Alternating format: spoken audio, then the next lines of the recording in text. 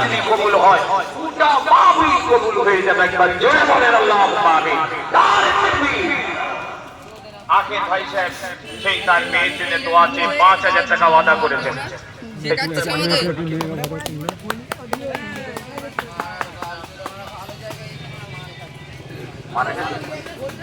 নিশাস লুবানা মারহুমা তিনি মারা গেছেন, তার সন্তানের উদ্দেশ্যে 10,000 টাকা ওয়াদা করেছেন।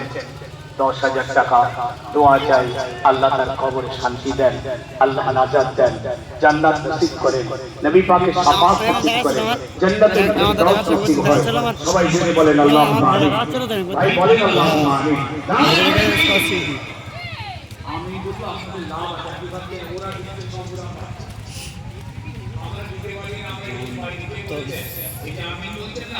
একবারে করবো না, পরে কেটে কেটে করবো, লোক খারাপ বলবে না। কি বলবো?